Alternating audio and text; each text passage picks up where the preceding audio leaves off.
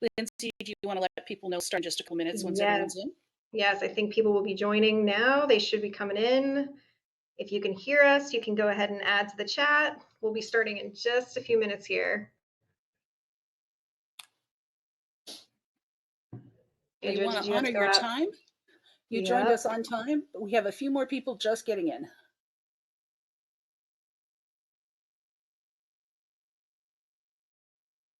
Hopefully the sound is good. You can hear us. We'll start in just a few minutes here.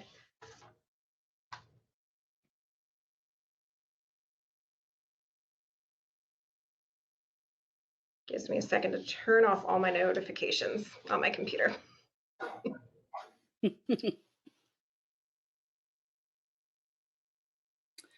But just while we're waiting, I'm sorry, go ahead. No, please, Dana, go ahead. I was just going to say, while we're waiting, I am just so happy about this seminar topic because so many of our kids need executive function help that we only discover later. The need we only discover later. So many of our kids, we think they're covered. We think we've got what they need around them, but then college is a whole new thing. Or they're smart enough to compensate in many ways, but once they get to the big leagues, they're going to need more. And I'm just thrilled that we're going to have this that we're going to have this topic because I think so many of us really will benefit from knowing what to watch for, what to do, how to help. So, and let's see, it's 7:32. Should we begin? We certainly can. And your camera's still off, which you're welcome to, but in case we wanted I to will turn my on, camera back on. I always enjoy seeing your smiling face. That It's is so nice. sweet of you, Lindsey, and same right back at you. And so thrilled to be meeting Andrea and seeing her face too. So good evening. I'm Dana Milburn from the Yorktown PTA, and we want to thank from the Yorktown PTA Janet Pence, our Family Network Chair, for putting together this series. This is part of Yorktown PTA's Essential Skills or Crucial Life Skills series. Executive function skills are such an important part of that. And we're thrilled to be having our third event with the StudyPro by Debbie Rosen and Lindsey Thoms. And of course, we have our special guest here this evening. Let me tell you about our speakers. Debbie Rosen and Lindsey Thoms are the owners of the StudyPro, an Executive Function and Study Skills Center in McLean, Virginia, so right next door. The StudyPro works with students to help them better manage the process of school. This means helping students become better planners, time managers, initiators, organizers, and completers of work. Most students aren't taught these skills, yet they're so deeply needed to be successful at school and throughout their careers. The StudyPro is online at www.thestudypro.com. Dr. Andrea Brenner, this fantastic guest who's going to talk about executive function skills and college, is a college transition educator and author who speaks frequently at with high school students and parents on the challenges related to college transitions. She has a specific interest in working with parents and neurodiverse college-bound students. Andrea draws on her 25 years of experience as a sociology professor and college administrator, as the creator and director of American University's First Year Experience program, and as the faculty director of the college's University College program. Andrea is the creator of the Talking College Card Deck, the original card deck of discussion prompts for college-bound students and their parents, and co-author of How to College, What to Know Before You Go and When You're There, a leading guide for college-bound high school students. Her book and card deck are for sale on Amazon and on her website. See A.M. Brenner, AMBRENNER.com for more information. Again, I am just thrilled that we are going to discuss this topic tonight. I think it's so crucial for students headed into the big leagues, headed to college, and frankly, into their careers too. I think this seminar will be equally applicable as kids leave high school either way. So with that, Thank you so much, and take it away. Dana, thank you so much. I really do get so much enjoyment about seeing your face. We really do miss the in person. I will say we are thrilled to have Dr. Brenner here with us tonight. I became a fan a couple years ago, pre-COVID, when she came and spoke at our center in person. And I got very excited because she came from the approach of not scaring us about where our kids need to get to in college, but with really practical advice. So I'll make a little plug while we're here on the screen for both the book, which has really good practical knowledge, and the deck of cards, because I use it with my college bound coaching students who are a little bit shyer, a little bit more closed off, and they're really, really good talking points to just get the conversation going. So those are great, great resources. And Dana, you always do such a good job introducing us, but I will just point out, yes, I'm here and I'm speaking primarily tonight. Debbie, my partner here, is in the chat moderating, but I just wanted to show this. We are a study and executive function skills center in McLean, and you see this picture here up on your screen, which is actually right behind my computer screen here as well. But this was designed with the brilliance of Debbie Rosen in mind, of making it look like a college library, because even though we're meeting the students where they are at now, both in middle and high school, we are scaffolding to help them recognize and reflect on what kind of strategies work for them and what kind of environments work for them. So these are kind of the structures that we're going to talk about throughout today. And then I just will point out that, yes, we're going to get those questions, a little housekeeping here, that this is that third series that we were so grateful and honored to be invited to do here with Yorktown.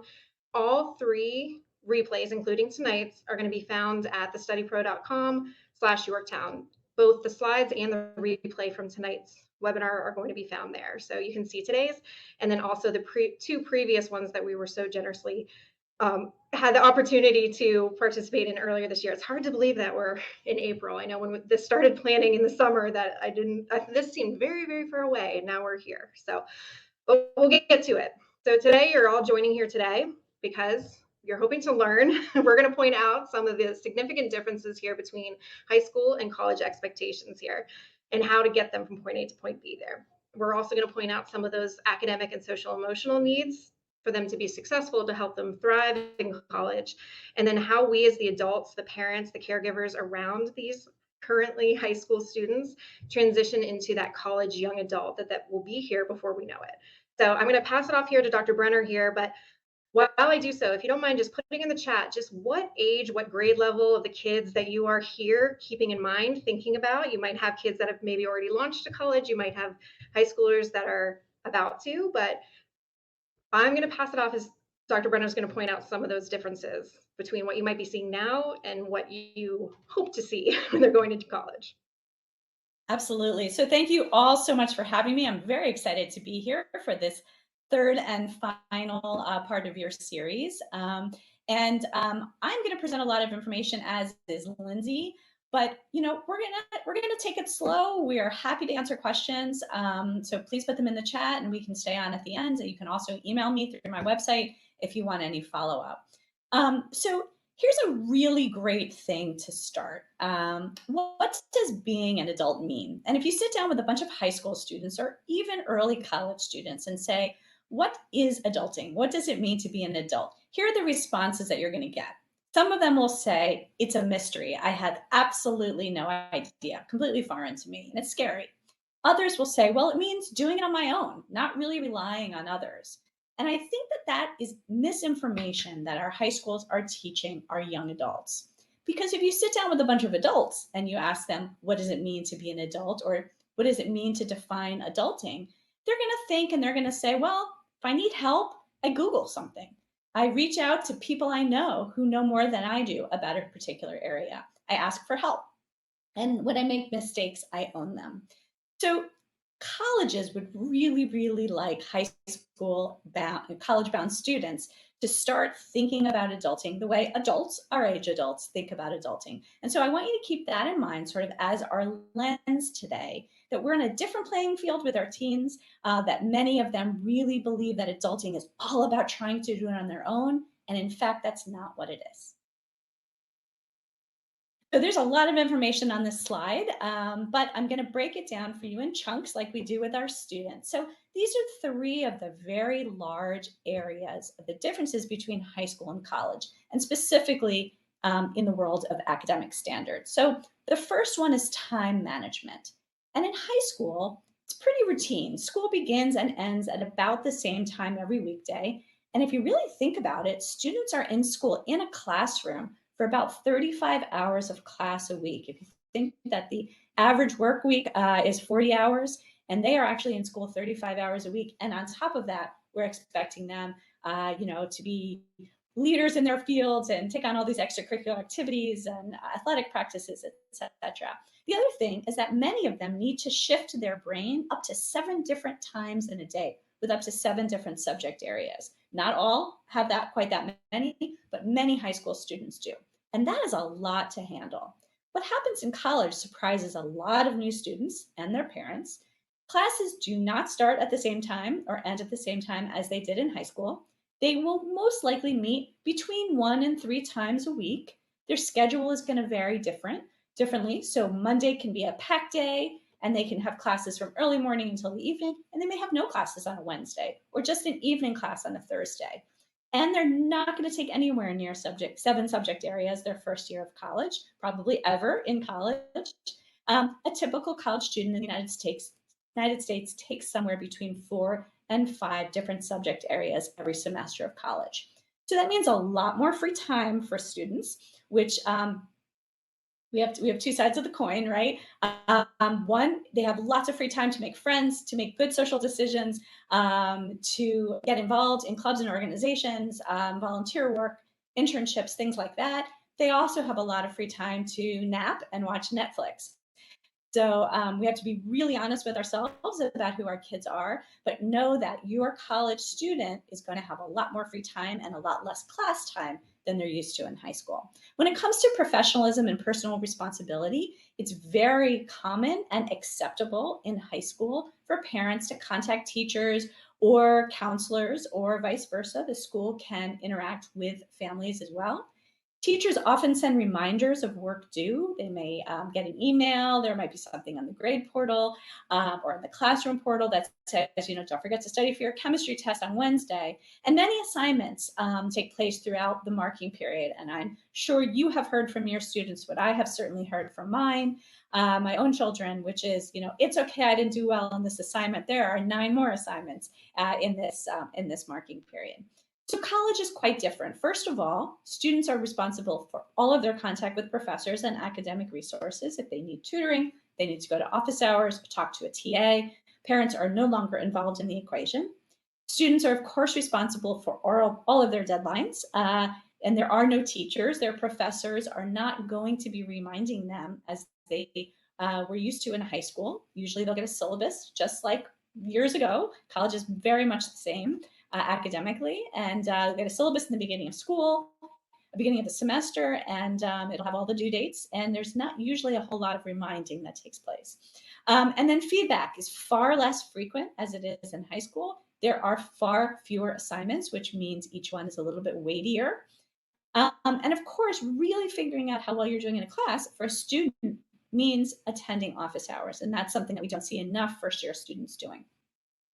And finally, preparation for class. In high school, teachers will often explain the readings and relevant topics in class. So if your student is studying for something and they think, this is really troubling to me, but that's okay, the teacher will explain it tomorrow. I can ask in class. It's very different in college. In fact, in college, the professor is going to make the assumption that the students have done all that work. And if they were confused, they have figured it out. They've come to office hours. They've reached out by email to a graduate TA, they've gone to a peer, and that the class will really begin with the knowledge that the student has finished all of that homework. Mm-hmm.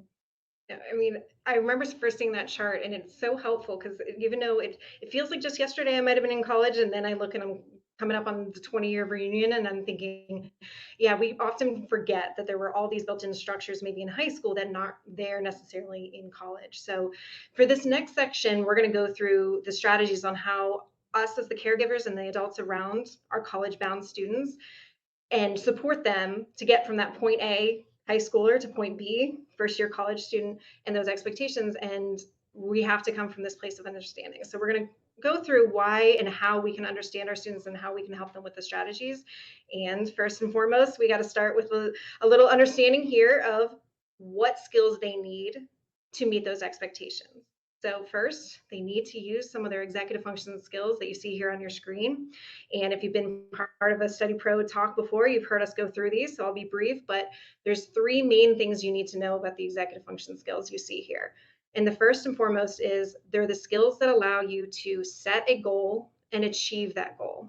So that goal can be 10 minutes from now or 10 years from now. But this is what allows us to control our thoughts, our feelings, and our actions in order to achieve any goal. So that's the first thing. And then the second thing we need to keep in mind is that it is developmental. So I see all the ages there. I see even a 19-year-old, I see 16-year-olds, I see 10th graders are going on college visits. I love that. Every single one of those kids that you're thinking of, even if they're 6 foot tall, even if they have a beard, even if they have the perfect planner, their frontal lobe and their executive function skills are still developing. They're going to be developing until their mid to late 20s. So that is not only their high school years, but that's their college years as well, right? Even in college, their frontal lobes and these executive function skills are still developing. And there's a reason for that. They're developing because, this is the third point, they develop through what the Center for the Developing Child out of Harvard calls growth promoting environments. And these growth promoting environments are opportunities for them to use these skills before they're ready in a supportive environment that it provides scaffolding and provides modeling so they get to see how these skills are used with somebody who does use them. And then they have a chance to reflect on their own positive use on them or even misuse of them when it goes wrong or there's mistakes that are made. And again, that they're supported positively by those around them. So that's what helps them to develop. And that's why it takes a long time to develop through those mid to late 20s. So keep those in mind. And then I'm going to just circle back. So as Andrea and Dr. Brenner was saying about that time management, right? So I'm just going to point out just a few of these executive function skills that are required to manage their time. Like Dr. Brenner was saying, all of a sudden now they might have these big gaps in their schedule. So what can I do to use and fill this time here? I might need to use that inhibition that's telling me not to go back to my dorm room and turn on Netflix or go onto my gaming console. That's that inhibition skill. Can I resist a temptation? Also, to manage my time, I have to initiate. So it's not just about, when we hear time management, we think, okay, let's go out and get you a planner, right? Let's go out and shop. That was my favorite part of preparing for college. But we also, it's not just about a calendar, because we actually say I plan and I chunk it down, and now I know that I need to have a thesis for my paper, and I plan it and I set that intention and I even put it in my planner to do it on Monday. When it comes down to it, do I have the skills to initiate it? Do I know what that actually looks like? Can I get myself started? So then I'll point out then, Dr. Brenner makes a really good point. This is one of those hard shifts that can be hard for our kids if they haven't had the practice of reaching out and owning that personal responsibility of contacting their professors in college, right? So some of the skills that they might need for that is the planning. So Dr. Brenner, how many emails have you gotten if the deadline was at midnight and you've gotten to the 11:58? Oh, sorry, my Wi-Fi got out. I'm going to be late. Can I get an extension? That's many, yes. Many, Right. and they're often just signed Ashley rather than Ashley last name and that particular class, right? So learning the professional skills comes with this also. That is a really good point. And I'll point out with a middle schooler. So I know that seems very far away, but yesterday I was working with a middle schooler and I was trying to help them work on their self-advocacy skills by emailing a teacher. And why was the question. I'm just going to see them tomorrow. And I was saying, okay, it's practice. I know your teachers know you really well, but in high school, your teachers aren't going to know you as well. And so it is good to practice writing an email, sending it, making sure they know who you are, when you want to talk to them. They might have a meeting during the time that you wanted to talk to them. They might not be there tomorrow as if you planned. So it's about that future thinking, that have they had the opportunity to think through and use some of these skills when it comes to owning that professional and personal responsibility. Another one I'll just point out here, besides the planning and organization, is the emotional control. This is a big barrier for a lot of our students when it comes to going to those office hours, as Dr. Brenner was talking about. I love confronting this when they're in high school or middle school, because when they talk out loud and they're able to identify that barrier, it might be, I don't want them to think I didn't do it. I don't want them to think I'm dumb. I don't want them to think I wasn't paying attention in class. Now, all of those might be examples of controlling their thoughts and how those thoughts can trigger those emotions. If I think that my professor thinks I was dumb and not paying attention in class, my emotions might be shame. And my emotion of shame is going to prevent me from correctly advocating for what I may need and going and attending those office hours. So we love confronting that when they're younger in middle and high school, so that then they have chances to practice them in the supportive environment that you're providing for them right now. And then it's a little bit easier to do it for it's not the first time they're doing it in college. And then this last one I'll go through real quickly, but that preparation for class that Dr. Brenner was talking about is that not a lot of our students right now have had practice reading chapters before attending class, or using that self-monitoring skill to stop and check, do I understand this? Asking those metacognition questions to say, where are the holes in my knowledge? So we can teach skills for that and strategies for that. So, okay, take notes on the chapter reading, highlight, skip lines for things that are confusing for you. Write a question in margin. I love teaching kids to put a sticky note on something that just doesn't make sense. So then when they go to the lecture, then they have like a bullseye or a target to look for, to say, how can this help me pay attention in class? How can it help me inhibit distractions in class? And also it can self-monitor my learning. But so these are some of the skills that we need. So now that we have a little bit of this understanding, this next section we're going to go through, and Dr. Brenner is going to go through some more skills that they need besides their executive function skills. And as she does, I just want you to keep in mind, is it because if they're not doing it yet, we want to build that independence. Is it because they can't do it, they won't do it, or they haven't had the opportunity? So I'll just give that example of, hey, I want my kids to start practicing emailing their teachers now. And I know there's those little thoughts in our heads that pop up and say, oh, no, my kid won't do that. My kid can't do that. So as we go through some of these skills, and we're going to go through strategies on how, but keep in mind that oftentimes it might be that they just haven't had the opportunity yet to practice them. So let's talk a little bit about some of those simple life skills that teens need on campus. And I think if you read some of these Grown and Flown lists, and I'm a fan of Grown and Flown, I write for Grown and Flown, you would think, however, that if your kid learned to do laundry, they're ready for college. Two things that come up for me. Most students who are actually on a college campus have already learned to do their laundry in high school. That's not such a foreign concept. And of course, there are simple life skills that are a little more complex than learning how to do laundry. So we're going to dig into some of them right now. So this is a very big list of just a few small things. This is actually from my book, How to College. So I'm going to quickly go through the yellow ones. I'm not going to speak about them at length, and then I want to dig in a little bit with the green ones. And for those are sort of the four that jump out as the most important to start working on. And again, it says on the top, high school graduates should know, right? So if you have a 10th grader, 11th grader, or even a 12th grader now, they're not necessarily ready for any or all of these in full. But this is something they should be working on. And as Lindsey mentions, it's all about practicing early and chunking. So some of these pieces might take multiple steps to learn. So how to book plane, train, and bus travel. If that's not something your student has done, that's something that they should learn how to do while they're still in high school, and certainly know before they graduate. So they've never actually looked at what a Southwest, buying a ticket on Southwest Airlines looks like. They are well more computer savvy than many of us are, and that's something that they should know how to do. How to keep a budget. And again, you could just start with something as simple as 1 week. How much money did you spend at Starbucks? Did gas cost a certain amount? How much was our dinner when we went to the market? So really figuring out what things cost in their world, because that's going to be very important to them when they are in college. The basics of health insurance. And again, not something that they need to know this second, but these are pre-college conversations. I talk about them in my book.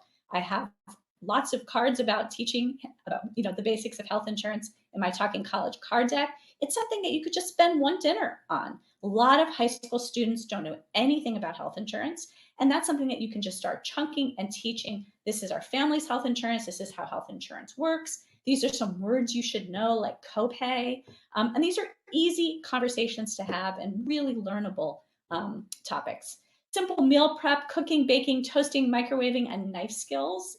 really important for college. Almost every residence hall in the United States has some sort of kitchen where they can do some basic cooking. How to use a phone to make an appointment, ask for help, and leave a voicemail. Very, very important. I'm going to talk about that a little later. But if your high school junior, for example, isn't already booking the dentist appointment or haircut, those are things that they can do. And I can give you lots of tips and tricks for chunking that.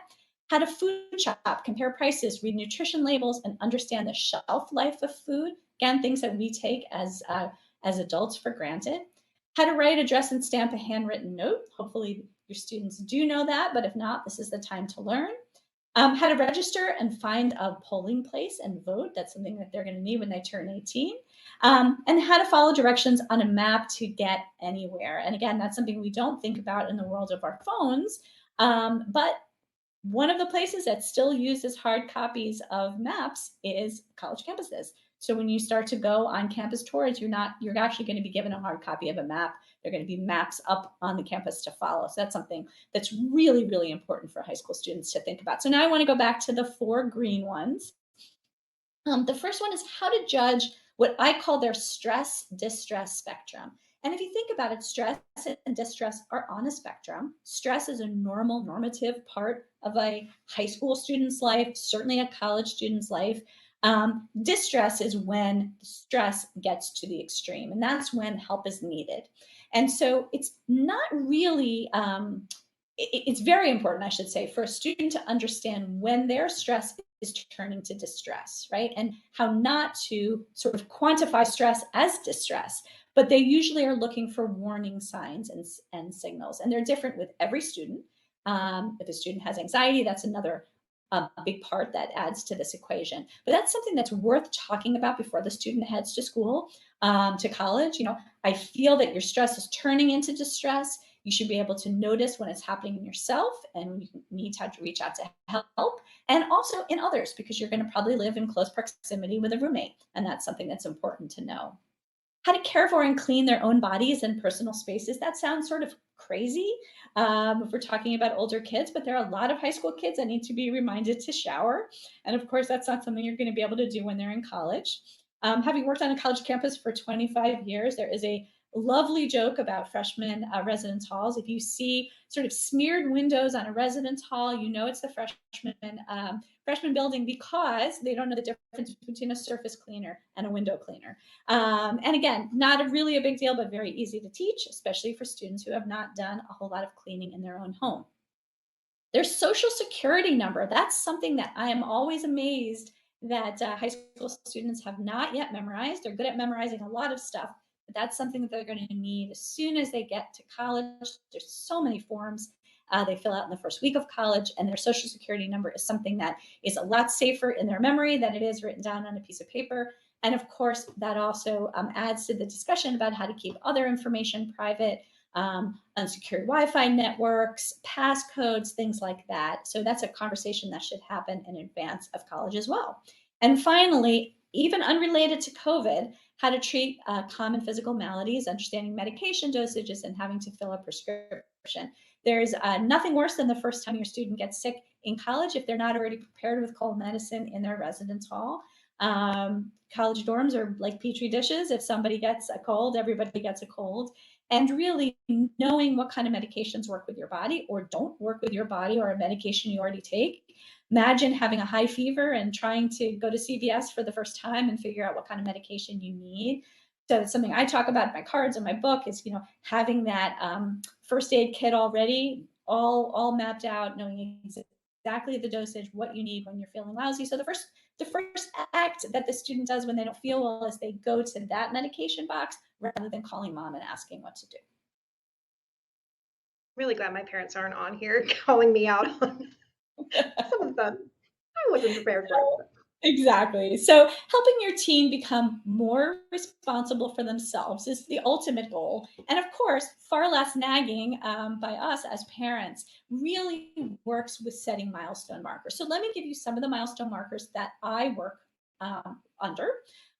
Administrative tasks first and foremost. And again, junior or senior year milestones. So, beginning of junior year, it's probably not going to happen. although there are some students who are ready for it. But ideally, sometime between junior and the end of senior year, students should be moving from a parent to a student management of this list, right? So maintaining their daily calendar and a monthly calendar, knowing the deadlines that are coming up. So that might be when they have to get their sneaker size order in for the track team, or when they have to they have an assignment that's due.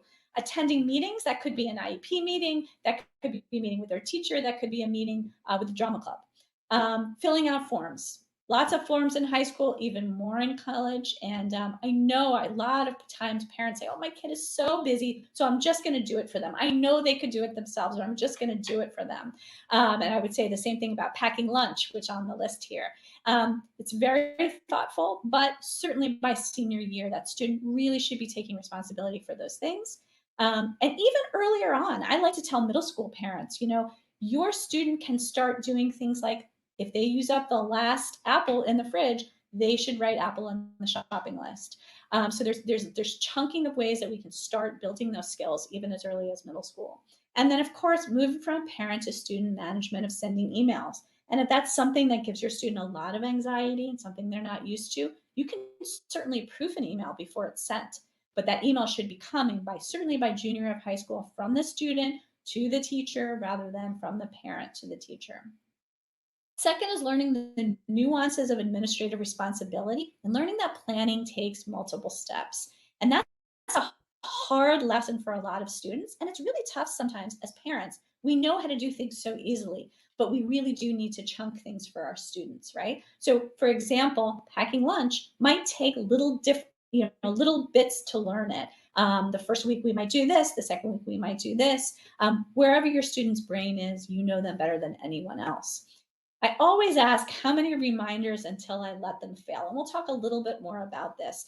And again, high school is a time to fail safely, right? Under the parent's watch, it's really a rough time in college to start failing if they haven't had practice. And practice is something that Lindsey's already spoken about. And I can't stress enough how helpful it is to have some of those small failures that aren't going to break your child. So when you see the printer in your house has the paper that the student was supposed to submit that day in high school, and instead of running that paper over to the office, let that student gently fail the first time. See what happens. Can they talk to the teacher and ask for an extension? Will they get a demerit? Will their grade be lowered a little bit? This isn't going to make or break their life. And maybe not rushing over with their lunch. Being hungry is okay for one day. Maybe you'll learn the next day not to do that, right? Rushing over with the soccer uniform if you've forgotten it, right? Maybe listening to the wrath of your coach for the first time will really help. So again, you know your students best, but wonderful to do that at least by the spring of senior year, letting them fail and letting them take responsibility. That's such a great reminder that fail in that safe environment that they're in right now. So we're going to go into basically that example that Dr. Brenner gave about managing their monthly calendar and knowing the nuances that planning takes multiple steps. So I'm sure that if everyone had their cameras on and I could see faces, the eyes might have gotten really big when we said by junior year, maintaining their own calendar, maintaining their understanding about those dates or those obligations that they might have. So again, we're going to go through some strategies here, and where we as adults sometimes go wrong when we're trying to support our students build this independence is we see the need that they need to do their calendar, and we've had the years of experience and opportunity to reflect and learn and fail. Use the strategy that works for us because we've finally found the way that works for us to plan. We really like our paper daily planner, or we like our Google Calendar, whatever it might be. So where we're going to go through with the strategy is keep in mind that place of understanding that what works for you might not work for them. And we really want to teach the skills of planning versus the tool of planning, if that makes sense. So I'm going to show some if I could just interject. Yeah. If you look at a college, certainly a first year college classroom, it's about 50% of students who use a written planner and about 50% who use an electronic planner. So whatever system works for your student's brain, go for it. I know my college self would not recognize my present day self of how now digital I've become in my planning. But at the time in college, I got my syllabus and I love doing it in my paper calendar. And that's the thing, is that it takes time to figure out what works for them. But the first skill that they need to understand is that there is a difference between due dates and to do dates. So planning is really about the to do. It's when they're going to do something. Do it is when it is actually due. So their teachers give them due dates. This is true in high school, and this is absolutely 100% true in college. This is what Dr. Brenner was talking about, is when you get that syllabus, they're not chunking down these due dates for you into to-dos anymore. So we want to keep in mind that just knowing the due date, knowing that I have a midterm on October 20th is not going to help me start preparing for that. They need to learn the skill of planning for that. So this is probably very recognizable. This is a screenshot from Canvas, which I know Yorktown uses, and there's the calendar view, and then there's the list view. One way to start this conversation for any age, but especially for juniors and seniors, could be, hey, in Canvas, what do you prefer? Do you like looking at your due dates on the calendar view, or do you like the list view? That can just neutral. It's just an open-ended question that can say, start the conversation of how have they planned. Basically, what they do is they look at what's due tomorrow and they do it for homework that night before, right? But there's a lot of anxiety when I see a lot of things due the next day.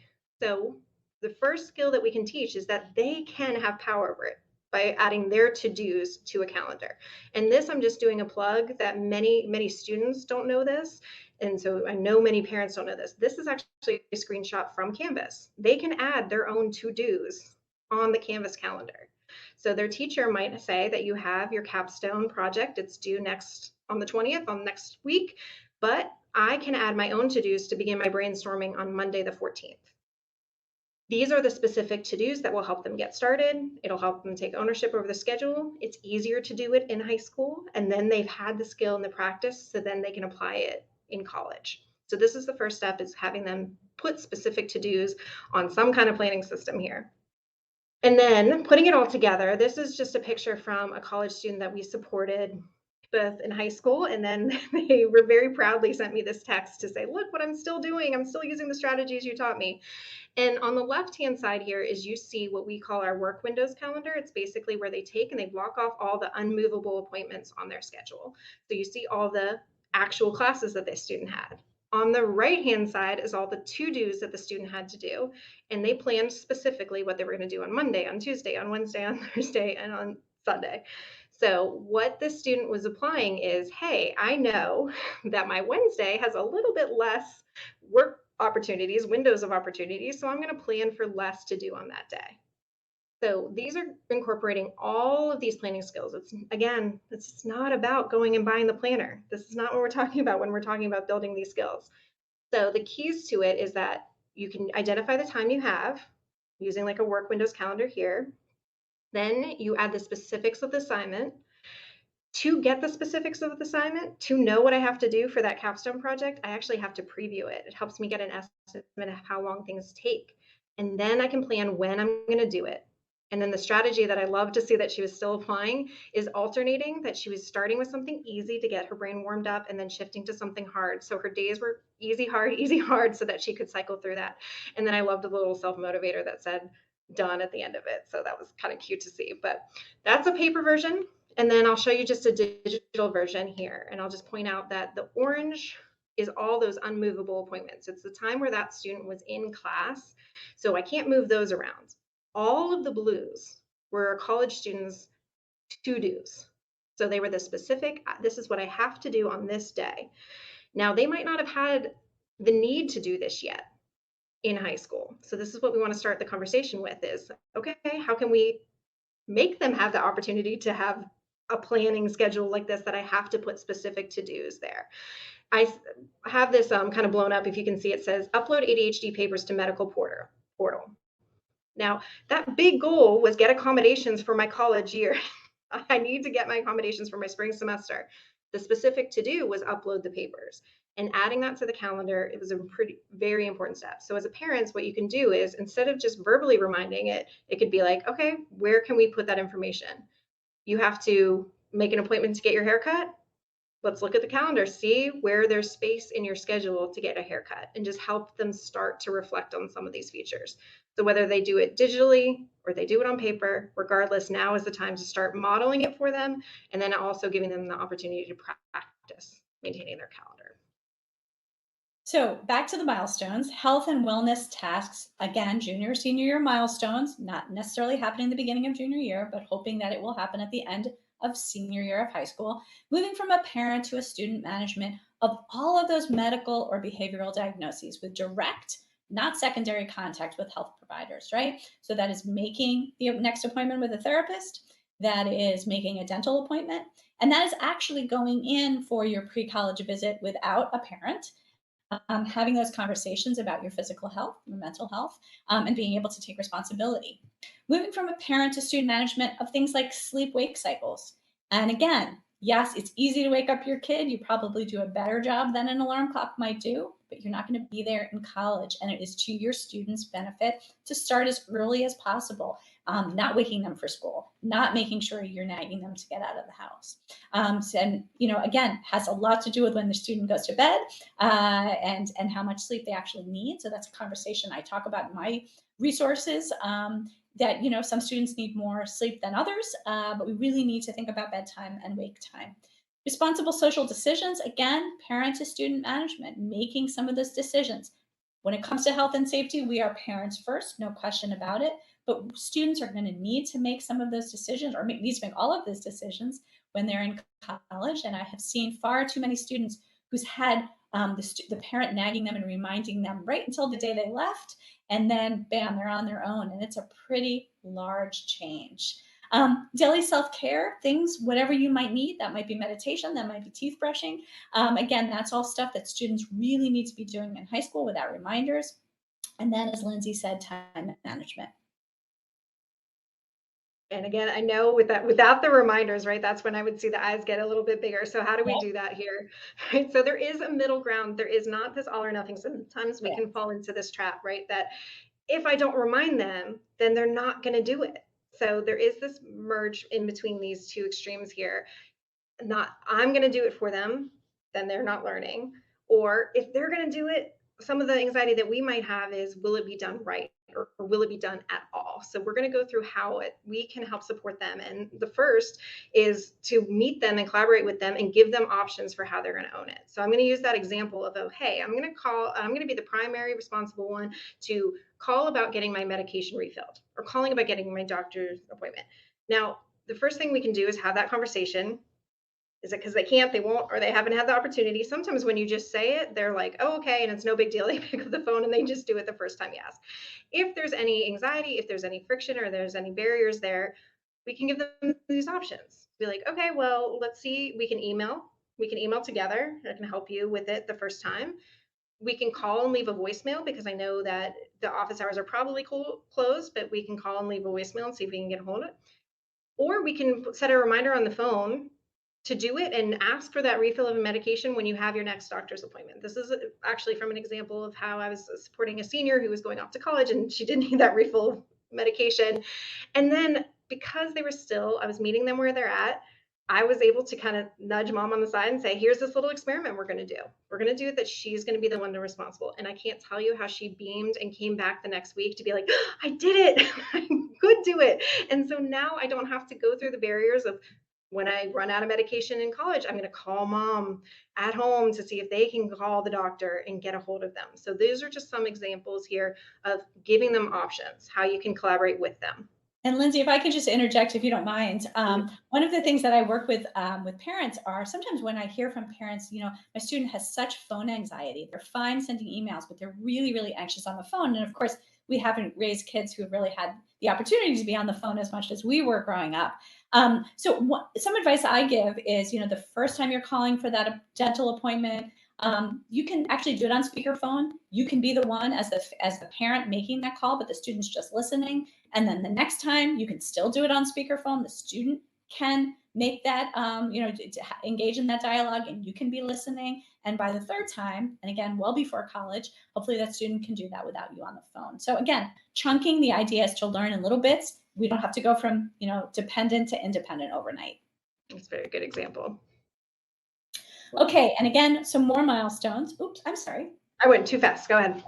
Academic readiness. So we talked about the physical care of the physical and mental care. We talked about executive functioning and academics. And now let's talk a little bit more about academic readiness. So students should be taking ownership of their academic responsibilities without external accountability. What do I mean by that? It's pretty much what it sounds like. They should know when tests are coming up, and they should not have to be reminded, certainly by the end of senior year. Did you study? Did you study? Did you give it enough time?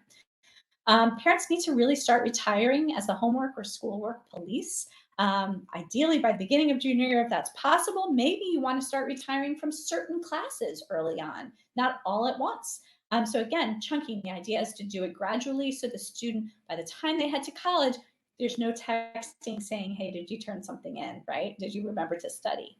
Students and parents shifting from focusing on grades to the process by which grades were attained. And that's a hard thing to learn, especially in our college-bound high schools, many of them really pushing, the importance of grades and the GPA, and of course, college applications that are all about, how well you did in high school and what classes you took. The nice thing is that in college, it's really very different. It doesn't mean that students aren't still gunning for A's and B's, but college is more about learning and less about the grades. And I would say when a high school student says to their parents, I have to go study, that means I have to go study for this upcoming test, right? There is an end in mind. And when a college student says, I've got to go study, that means I've got to learn this massive material, right? And figure out how it's going to stick in my brain. And so part of that is recalculating the grades equals success equation. And I do that in my Talking College cards. It's something that you can engage in dinner time conversations. Is there a difference between grades and success? How do you define success in high school, and how will you define success in college? I love that question. How will we define success? So in this next section of strategies here, we're going to talk about just how do we really do retire as the homework police? And so really we do want to be the retire as the reminder and the one who's checking the grade book and telling you, hey, you got something missing, or hey, you have this test upcoming. What we do want to do is help them reflect on the barriers that they might be facing that is resulting in a missing assignment, or might be resulting in last minute cramming for a test. So what we do want to do is help them brainstorm together on the strategies to break through those barriers they might be facing. We don't want to be the reminder or the homework police, but we do want to help them reflect. So pass it back to Dr. Brenner here. And what is one of those first? Yes, help your kids learn that asking for help is an important part of adulting. And I mentioned that earlier when I talked about defining adulting, but Lindsey, if you go to the next slide. So here's a great way to start. When your student comes in angry or upset, and I'm sure this happens fairly regularly if you've got some high school students in your house, one thing to do is, and again, this is 2 areas of reflective listening, right? The first one is stopping them in the midst and say, before you continue, I hear you're angry. I just want clarification. Do you want to just vent? Or do you want to problem solve? And why is that important? Because how many of us as parents, when our kid just wants to vent, we come in, we're fixers. That's what we've been doing since they were in kindergarten, right? And we try to problem solve. And we're pretty good at problem solving as parents, but it gives them an opportunity to actually think about what they want from you. And often you'll be surprised if you use this reflective listening technique that they'll say, no, I don't really want your help problem solving. I just want to complain, right? They'll use whatever language they have for that. And then sometimes that's very much appropriate, and let them go. The other piece on reflective listening that I think is really important, if you can go back one slide, that's okay, is using I rather than you messages. And if you've taken sort of a teen psychology class, you probably know about this. It's not something you do, it's a technique that works really well. So if you have told your student the rule in your family is when they get to X, this person's house, they need to text you, and they don't. Do you immediately get angry and say, you promised to text me, right? You are the one at fault, kid. Using you messages can really set off a teen brain. And if you can use I messages instead, often sits better. So you can still get the same end, right? I get really nervous when I don't hear from you when you told me you're going to show up. right? So turn it back on yourself. You're the one at blame. You're the one who's got the problem here, but you're still getting that. And often the student will apologize a little bit earlier than they will if it's you. Okay, and also reframing language is great. So this is not for a 10th grader. This is ideally for a 12th grader. But this is something that I've done with my own kids. I have learned in many different teen parent classes, and it's something that I work with high school parents to do.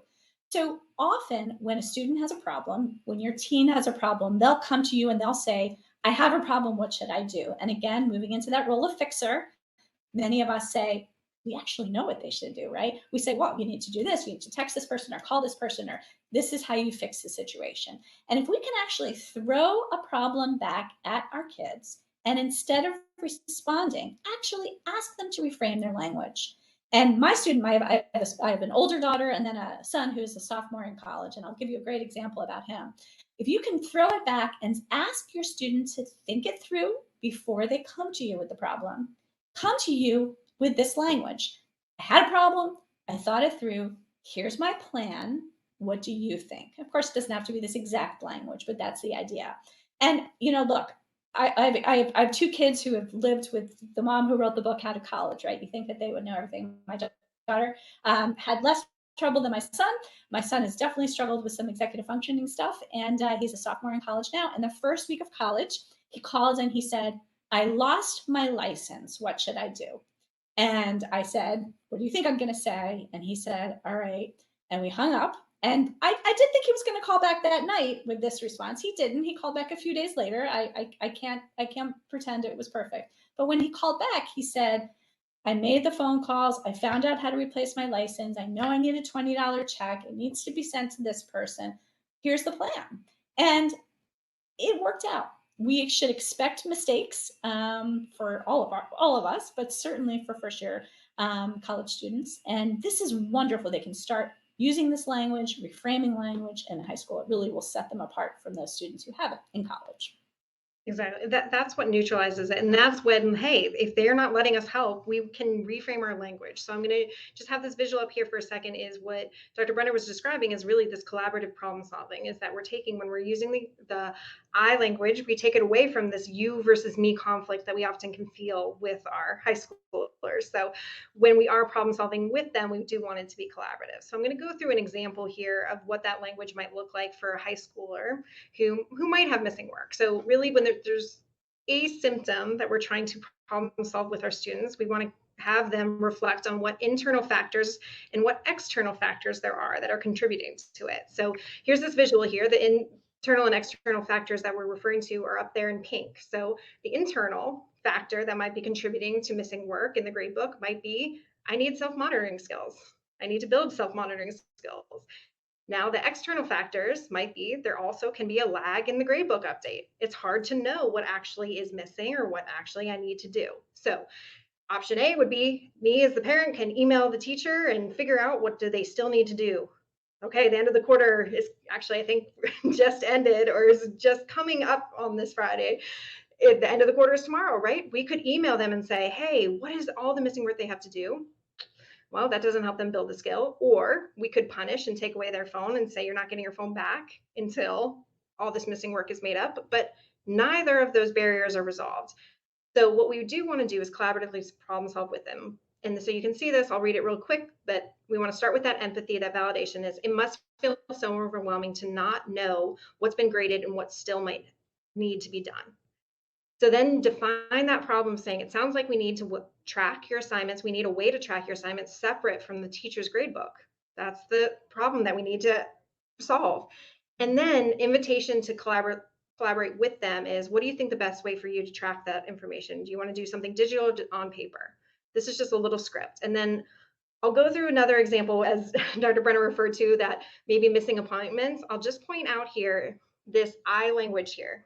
This empathy can start with that. I feel anxious when you miss appointments because I still feel responsible for you, right? By framing it this way, now we can get to that actual invitation of, okay, how are we going to manage your calendar? Do you have the contact information for the doctor?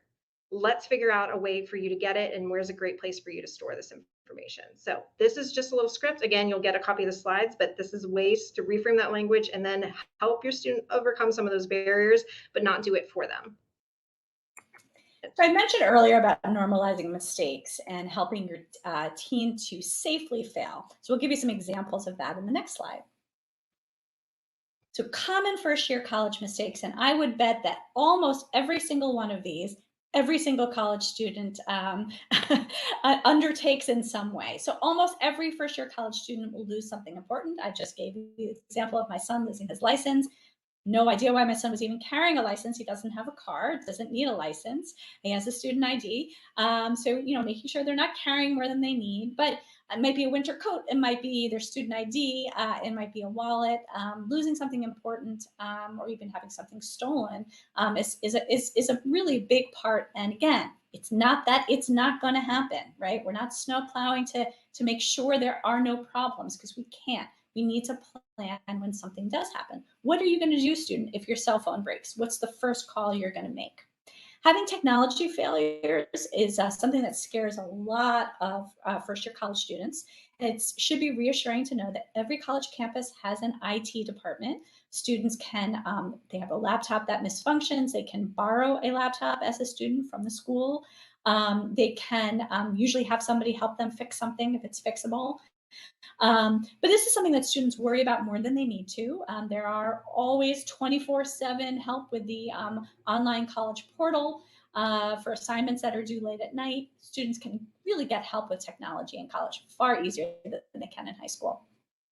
As I mentioned earlier, lots of students get sick in their first year of college, and poor caretaking of their health. So things that they should think about. And again, it's something I talk about in my materials, but if your roommate has bronchitis, it's probably a good idea for you not to sleep in that room. So, think in advance about where you can go. Obviously, you can sleep on the sleeping bag on the floor of a friend, but you need to really be taking control of your health for the first time in college.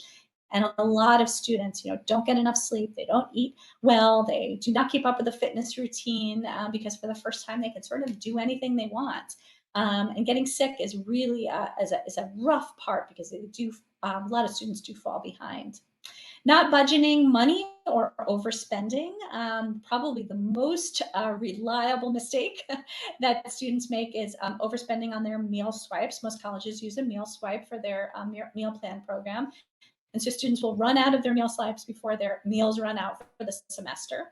And that's something that you can plan in advance, figure out how many meals that you're going to be purchasing on whatever meal plan that works for your family or is required by the school, and kind of look at how many days of school they have rather than having the student figure it out. Planning in advance, talking about advance is a great idea.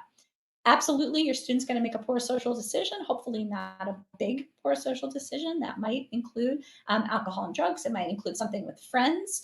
So that's something that is to be expected and not to be taken lightly, but also not something to forget about.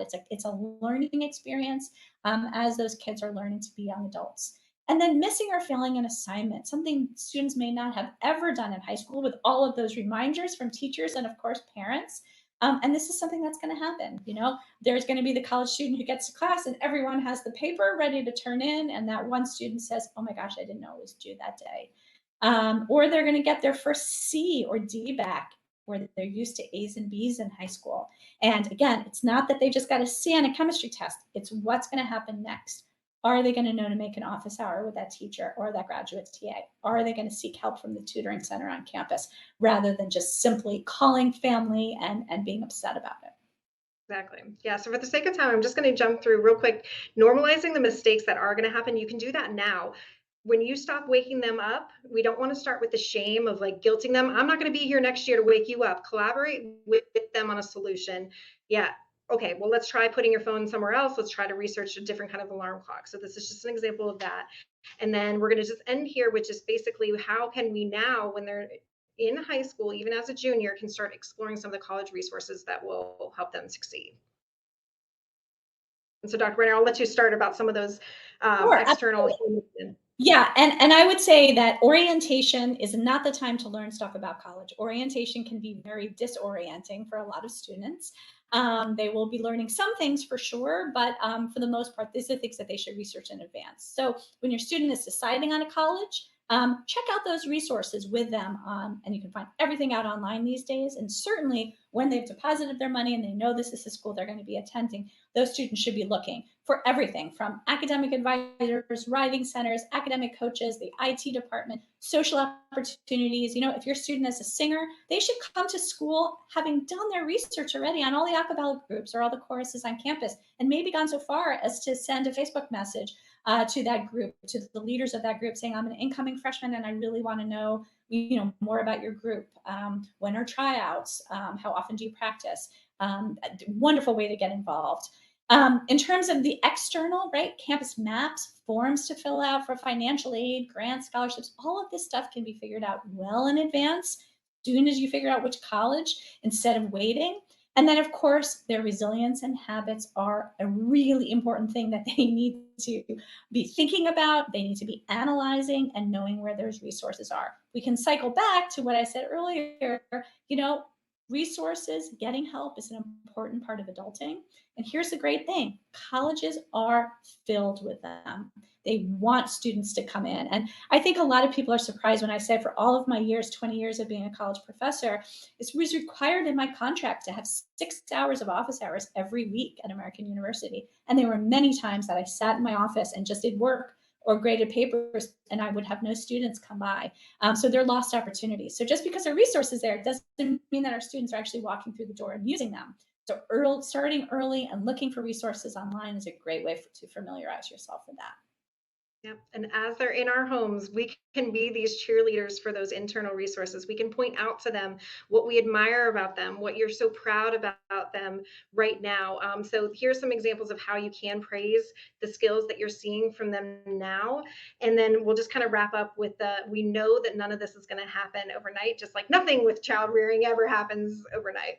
Right. And this might feel very strange after hearing all about teens and young adult brain development, but the gradual process of moving from dependence to independence is very much like weaning a child from nursing to food, right? And we don't do it overnight. It's a slow process. But if you think about this chart, strange as it sounds, it's actually very much related to the new college student, because what we're doing as the parent is we are weaning ourselves. We are pulling back as those resources for our student. And at the same time, we're encouraging them to use the resources on campus. So we're not encouraging our students to do it by themselves, but we're encouraging them to use the resources on campus. And it is a weaning process. And the earlier you can start, the better.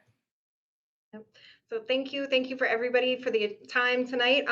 We're going to stay on and answer some questions. I know there was one about doctor's appointments in the area, but again, I'll make the plug to please go to Dr. Brenner's website. The Talking College deck is amazing to just get those dinner conversations started. And then the How to College is a great one to buy 2 copies, buy one for yourself and buy one for your student, and just have them read. And it's a really good resource here. And, thank you for plugging that, Lindsay. And just to let you all know, you see there's a promo code for Yorktown. So if you go to my website to order the Talking College card deck and use Yorktown, you will get a discount on the deck. And feel free to pass that on to others. That Yorktown promo code will last through the summer. Exactly. We sure will do that. Thank you, Andrea. Of course. Please come back on. And so I think the question was about, Dr. Brenner, if you had any thoughts on this, about should they set up college appointments at home where they're living now, or in their college town that they're going That's a great question. And I was trying to type and talk at the same time, and that didn't work so well. So let me just answer the question. I would say for the majority of students who see a dentist twice a year and a doctor once a year, that's completely fine to use your home dentist and doctor. Although college is often the time when you shift from a pediatrician to an adult doctor, or a pediatric dentist to an adult dentist. And every student is going to need that pre-college visit for all of their updates. That's going to be required for the college. So I would encourage that. Now, if your student has a chronic condition, specific medical condition where they're going to need regular doctor's appointments other than those annual ones, yes, you should start early, get referrals to find doctors in that college town. Great news is that every campus has a health center, and they will have local referrals for people. And, you know, they'll also refer things like the local pharmacy. Some college health centers, you can get refill prescriptions and they can be delivered right to the health center on campus. course, some pharmacies will allow you to do it right to the student's mailbox, but sometimes the student will need to go into the town to get a prescription refilled for them. I'm a little ashamed to say that when I was in college, I finally found the person who could do my hair perfectly. And when I moved to DC, I still drove 2 hours back to get my hair done for the first couple months I was in grad school. So yeah, finding places in their college location can take some time, but when they find it, it does feel pretty great. Love it. Somebody asked for my website. It's right there on the screen, ambrenner.com. And then you can get links to everything. And then use that. You don't need a code to get in, but if you're purchasing the deck of the cards, right? Is that the promo code, right? Correct. If you purchase a deck of cards through my website, promo code is Yorktown. You can buy the book and the cards on Amazon, but you can't get the discount there. Please, if there's any other questions, feel free to let them on. But I do just want to thank Dana so much for hosting us and allowing us to come speak to the wonderful Yorktown audience for all these webinars. It's been really fun, and you all have given great feedback and have really, really always great questions as well. Thank you, thank you, Lindsey, and thanks to Debbie, and thanks to Andrea. This has been just a fantastic series for us, and wrapping up, I think, beautifully with this college preparation, this and really this sort of preparation for adulting. That's terrific. It ties in nicely with an event we plan to have in late May or June. We haven't set the date yet, on turning 18, what your student needs to know. But that will concentrate not so much on the skills that you have been talking about as here's what you're legally allowed to do and not allowed to do and have to do. And so this is a wonderful partner event for that. And it's a wonderful partner event also for our Helping Kids Transition event on April 27th. This will be bringing Keith Matheny, the social emotional learning expert, back, and he's going to be talking about how to help your student make transitions. All of these things together are, I think, just a wonderful weaving of a safety net. And again, we want to thank our chair of our family network, Janet Pence, for all of her work on this. And Janet and I have worked as a partnership, and it's been lovely. And tonight, thank you so much. I've really loved this for my own family and my own kids. And I think you might have some more. Yeah, there might be questions. some more. We do. I'll jump in with this one about my daughter's a perfectionist, hence stays up late and doesn't get enough sleep. How can I help her? So I think come from that place of understanding that there could be multiple barriers that are leading to that one symptom that you're seeing of staying up late. A question even to just start the dialogue is, what do you think are some of the factors to going to bed so late? Is it hard to get started at the beginning of the night? Is it starting earlier? Or does it not know when your finish line is? That is often where we see perfectionism is, I don't know when to stop. I could study for 12 hours because I really don't have the skill to know when am I done? How can I confirm what I know and be satisfied with what I know? Sometimes the barrier can be, can I shift? It's really hard to shift and wind down. Do they need a nighttime routine like they did when they were really little? How do I break away from my books, or how do I break away from that paper? How do I break away from my computer?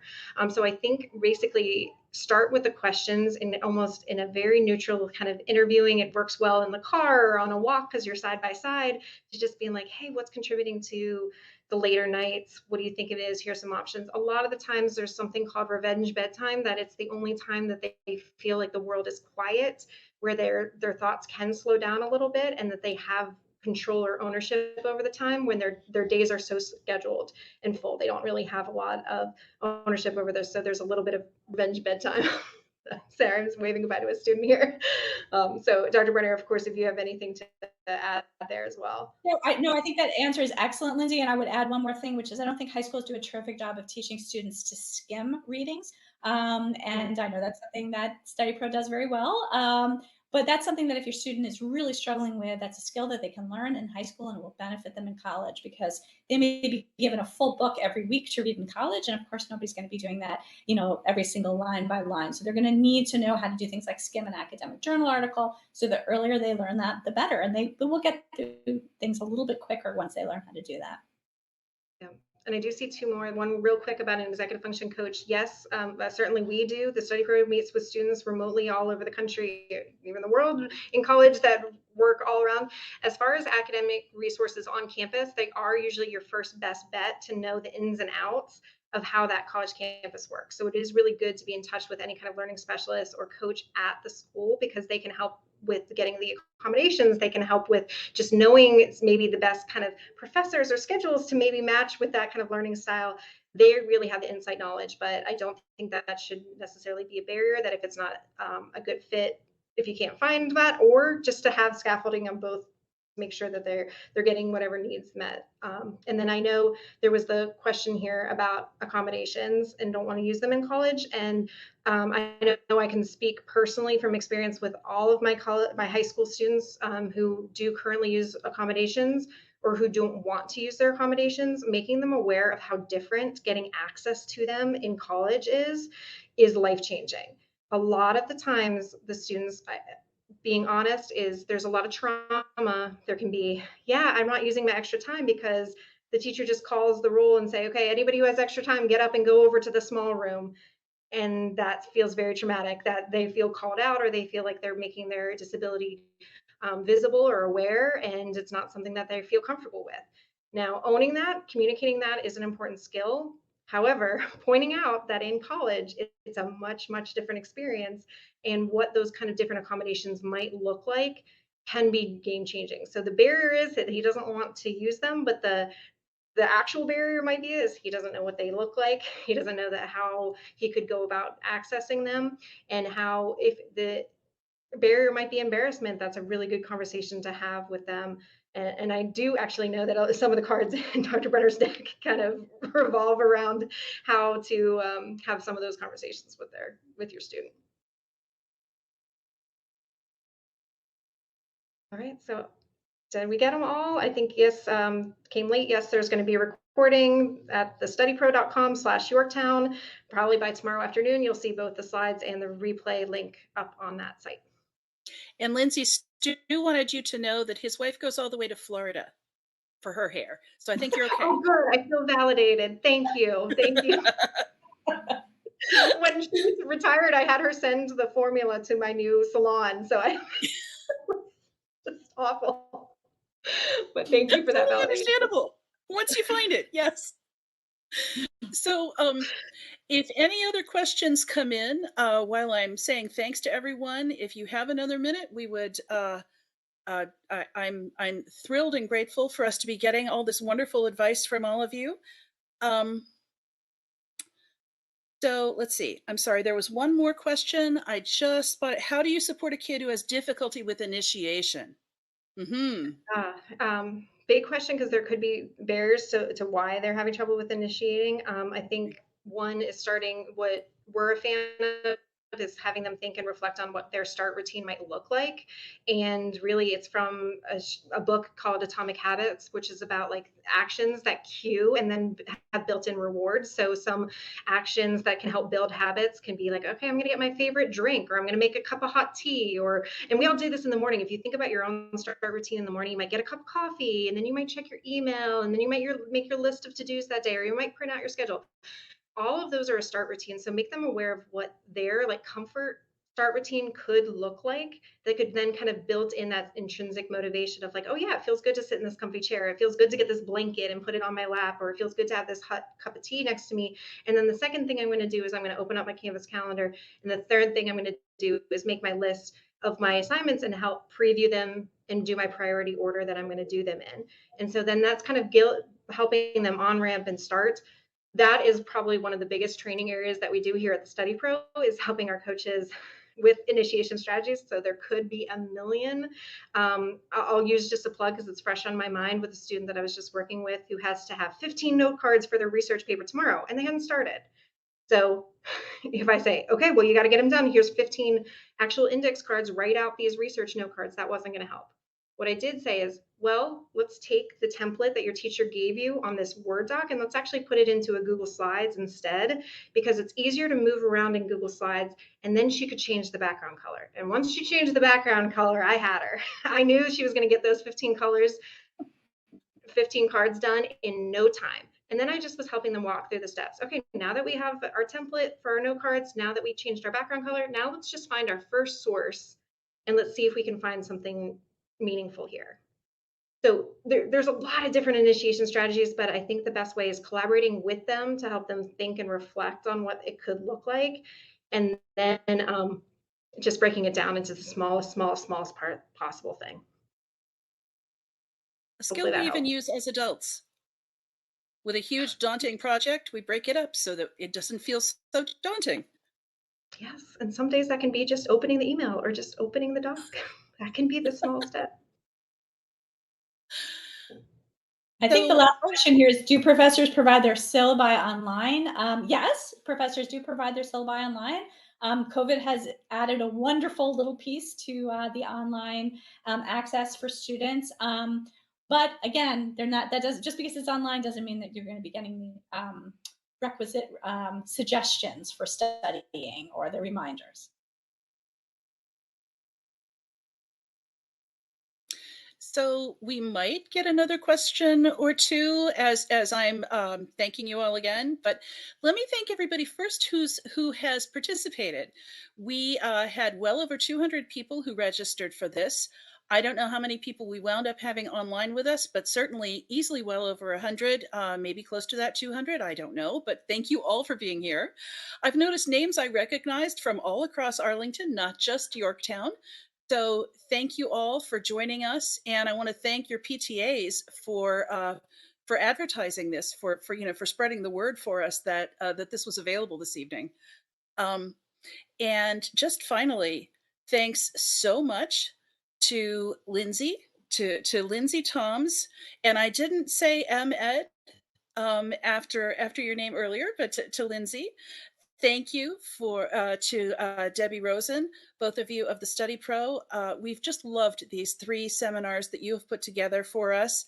Thank you for Dr. Andrea Brenner, Dr. Andrea Malkin-Brenner, for this wonderful set of expert tips from the college perspective as well. Putting together all of your expertise has just been fantastic for us, and I want to say very sincere thank you from our community for all of this. You all have been a dream to work with. Thank you for that as well. And I look forward to just attending as a parent next year and seeing what you all bring to us then. Thank you again. Thank you. Thanks so much, everyone. Good night, everyone. Thanks, everybody, for joining us. Bye. Good night.